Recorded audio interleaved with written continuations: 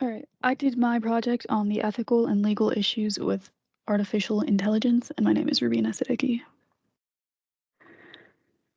So, examples of artificial intelligence are personal assistants like Siri and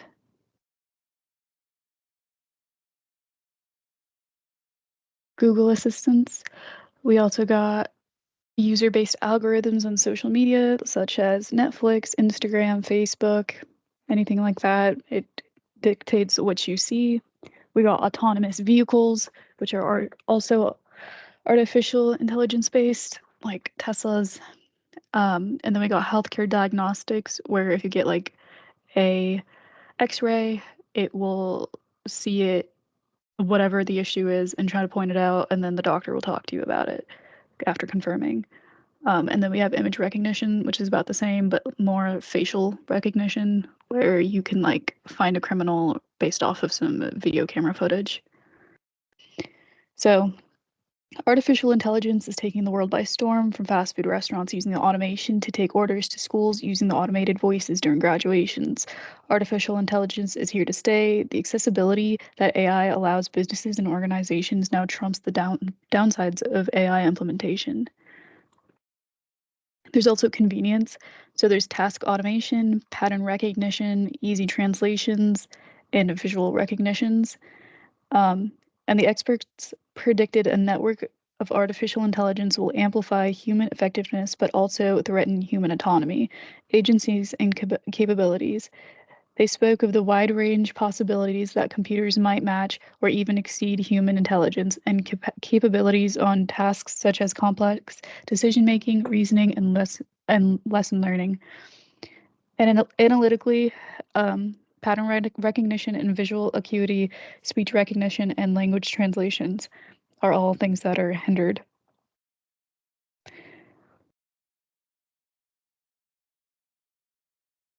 So a lot of people are afraid of wage gaps with AI exposure and like how it's going to change or drop the average wage people make.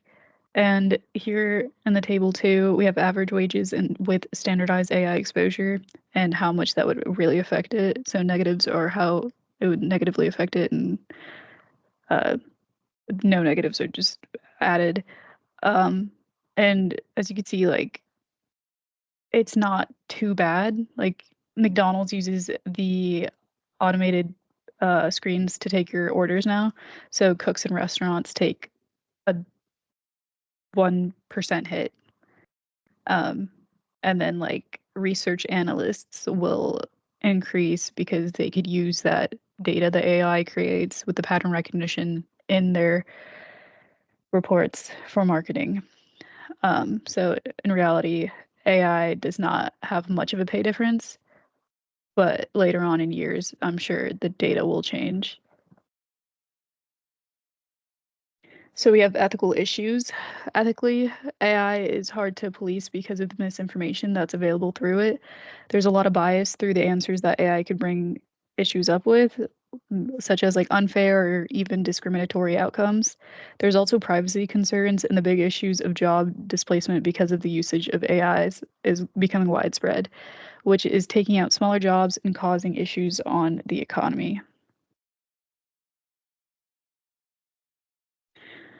The legal issues with intellectual property rights and copyright protections are not, and the issues are you can't, if you create something using AI, it's hard to figure out who's the author. Is it the person who coded the AI, the person who prompted the AI, or is there nobody at all? So far, some of the cases have said it's nobody at all. You can't copyright over AI.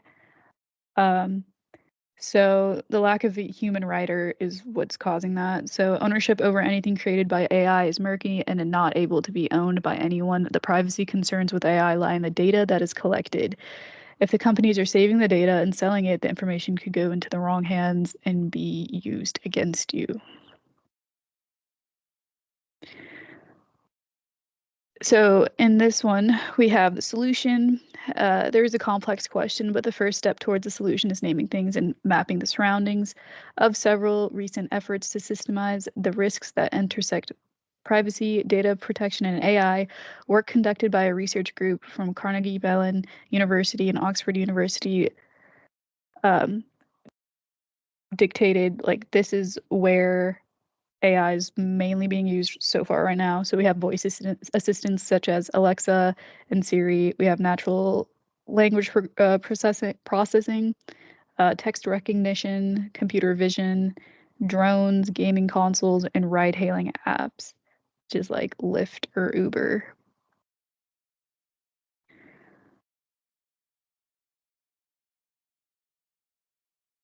So job retention-wise, language and image recognition capabilities of AI systems have improved rapidly, starting with handwriting recognition, speech recognition, image recognition, reading comprehension, and language understanding. The AI systems perform better than humans who did these tests, of course, because they're computers. And on one hand, the adoption of AI could create new jobs, complement existing work, raise worker productivity, lift wages, boost economic growth, and increase living standards. On the other hand, AI could displace workers, erode job equality, and increase unemployment and exacerbate inequalities. And this quote is from an MIT higher up. And then we also have privatization of AI. And just like privatization of jails, people don't like it because it becomes for profit. Same thing with AI, where it's going to start leaning towards where it's will become for profit and people will start having to pay for it. Like things like Chat GPT, you don't have to pay for it yet, but like higher ranks of Chat GPT, where it's like Chat GPT 5, 4, or 5, you have to pay for. They're already leaning towards that subscription based where you have to buy for so long every time you use it or every time for like a month or so. So this privatization could lead to worse things or better, just depending on what the people want to use it for. So the future of AI, machine learning can also be used to increase and concentrate wealth and power, leaving many people behind, and to create even more horrifying weapons.